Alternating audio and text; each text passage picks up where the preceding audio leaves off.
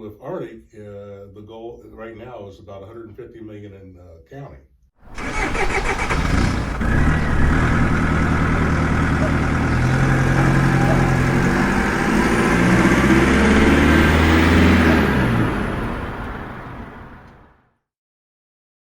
Hey, welcome back, Arctic family and friends. We've got a whole new setup this week.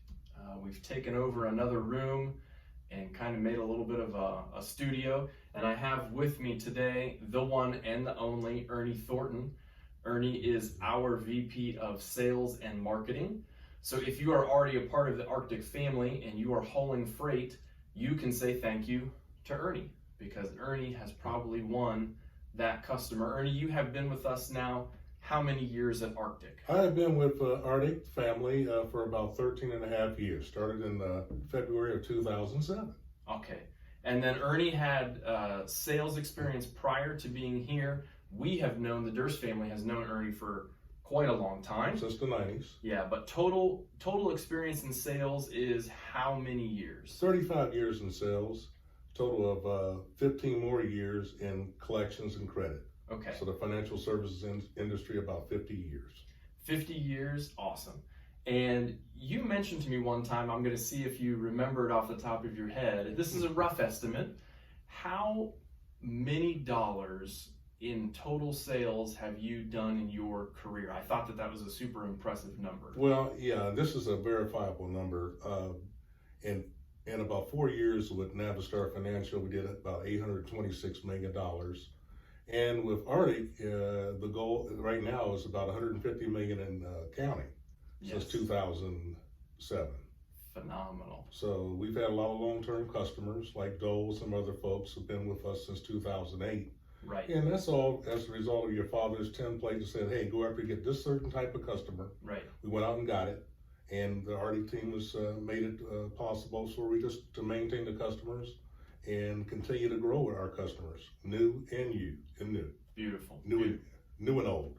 So Ernie and I were speaking recently, and I said, Ernie, I want you to come onto the YouTube channel with me, and I basically want to interview you to help educate about the process of winning customers in the trucking industry and what role, positive or negative, do professional drivers have in the job that then you have to go win new customers or to manage existing relationships. So let's start with this question.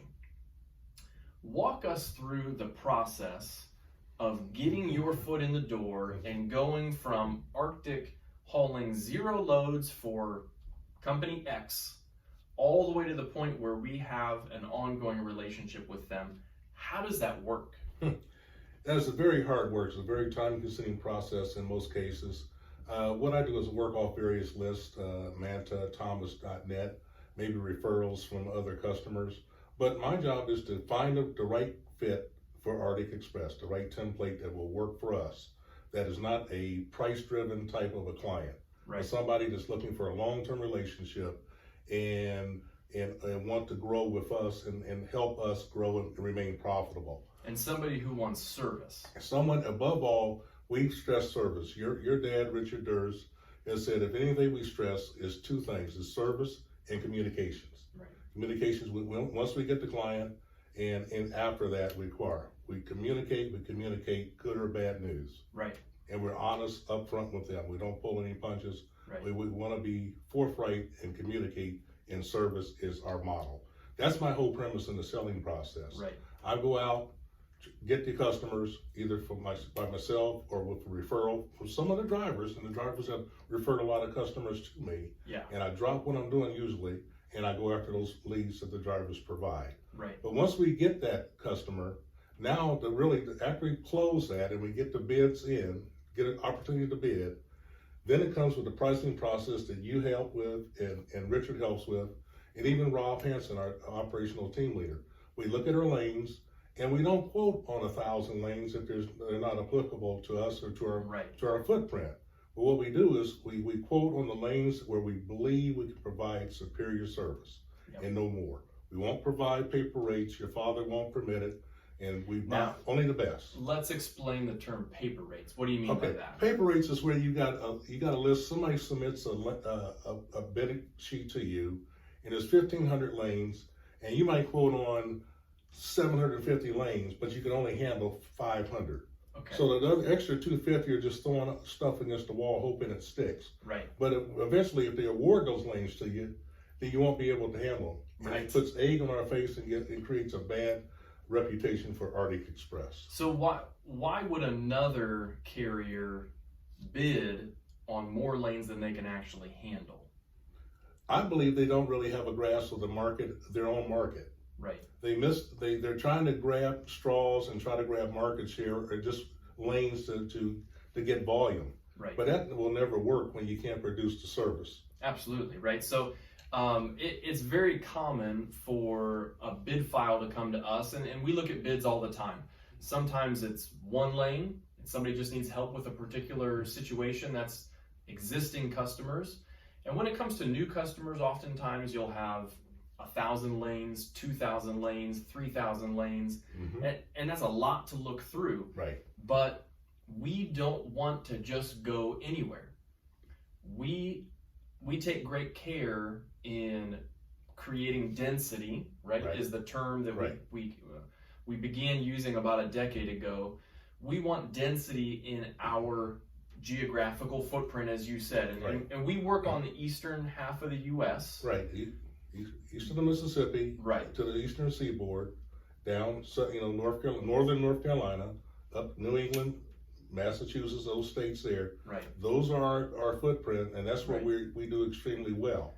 And now we've even crept a little bit further south. We've got some Florida and some Georgia. Right. Maybe a touch of Texas, just in a very rare instance. But oftentimes a customer will call us and say, we need you to go to Iowa. And what do we say? We say we can't get there. We can't service that point well. Right. There's a ton of freight, of course, meat and other products in Iowa. Right. And we just cannot reach it. And we're open and upfront with the people.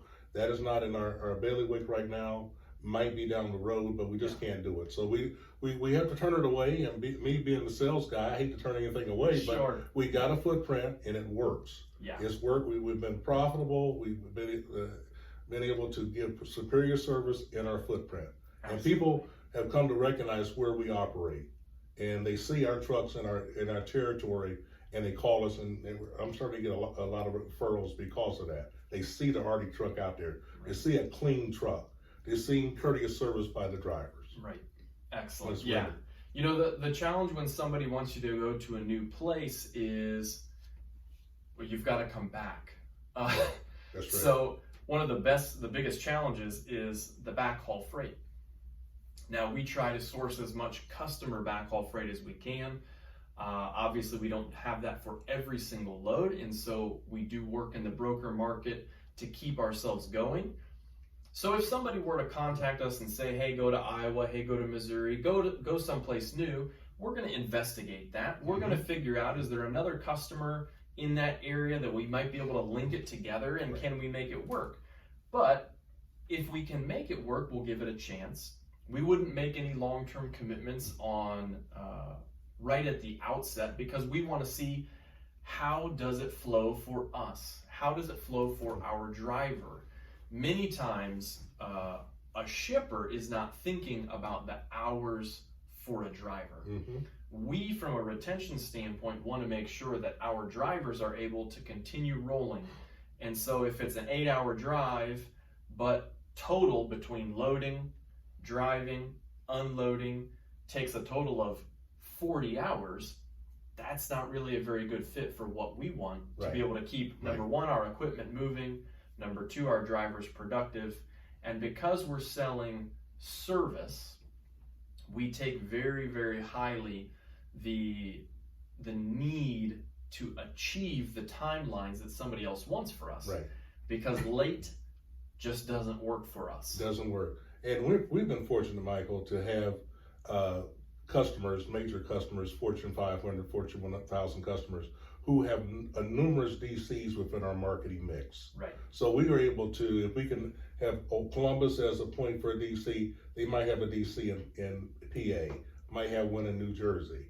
So we are fortunate with the course customer mix that we deal with. They have a lot of tentacles out there with their DCs that happen to be in our marketing area. Right. So that works for us. It does. Now, let's rewind a little bit, because when you get the initial referral from a driver, let's say, and they've seen a potential refrigerated warehouse in an area while they were out on the road, and they passed the information along to you or along to me, and I gave it to you. Right. Where do you start? You're going to pick up a phone number off the internet, and you're going to try and find some easy to talk to person who's hopefully going to pay some attention to this nice man who's cold calling on the phone. What I try to get is the decision maker, the DM, what I call. That's the person in charge of transportation and logistics. So I go for the top. I go for the VP of transportation, operations, logistics, and I find the person. First of all, I treat the receptionists or the phone people with courteous. Try to sell the Arctic brand to the receptionist or the gatekeeper. Right. After I get the rapport with the gatekeeper, then they'll turn me on to the person that's the decision maker, and we usually get pretty good results from that. After we make the initial contact, I tell them the Arctic story, I tell them what we do, and the rest is history. Most of the time they'll, not in my great selling ability, but I sell them the Arctic story, the Arctic brand, the service, the communications, and the team that we have. And we do not, if they're looking for cheap freight, I'll tell them up front. Or if I'm in a personal call or on the phone, hey, I'm not going to do cheap freight. I cannot handle it cheap freight. Right. Now, we're looking for relationships, but not cheap freight. So I don't have time. You don't have time. Let me fold up my portfolio and I'll go down the street. That's right. And you mentioned, Ernie, just this concept of courtesy, right? You contact, you reach out. I'm sure that there's some sweet talking. There's, sweet talking. I don't mean that in a negative way. I just mean it in a nice, positive, enjoyable to talk to, relationship building. And if you can't make it past the first person that answers the phone, right, you got no chance. Right. It's like it's called, I came at numerous seminars called Respect for People. And you got to get the rapport or get respect to the people who are at the front line. If they don't, there's a lot of intelligence you can get if you have a good rapport with the phone person. Yeah. If I go into a situation, and sometimes everything's not positive, it is a negative situation, the person that I have the rapport with on the phone can help me diffuse the situation. I'll have some ammunition or some data where I can use to diffuse a bad situation for Arctic in advance. Right. Or Absolutely. if there's a bid, sometimes they'll give you. We have such relationships now with the people in charge. I won't mention their names, but if there's a bid and they call back and say, hey, you need to give a little room on this bid or on this lane. Right. They'll tell us. Right. Yeah. We got to the point, you have done it, I've done it, and your father's done it. We've asked, where do we need to be on this lane? Sure. Sometimes most people say you can't do that, but we have a rapport that they now give us that kind of inside data where we can come back and position ourselves to win the lane. Yeah. And you know what? I love that, because I want to operate with the facts. And I don't want to tell a customer that we can move a load at a particular price if it doesn't work for us, because again, it's going to lead to poor service. Right. It's going to lead to maybe that's the first load that we choose not to cover. Yes. If we have too much freight, then that's the one that's going to get passed on, and then you create friction, you create disappointment. But if you sell service, if you don't go out of the gate trying to be the cheapest person out there, that's the game that everybody else is playing. Right? That's not who we are. We don't want to be the cheapest cheapest hauler around. We don't think that the cheapest haulers of freight are going to be around for a very long time. Right? Because as the market shifts, if you have not built a solid company, you may not be able to weather some of those storms that come. Let's transition, Ernie, to the role of the driver. So the professional driver, maybe he's new to the industry, maybe he's been around for a long time, and he thinks, I don't see what I have to do with Mr. Thornton's job to get freight. So how do I help or hurt sales as a professional driver?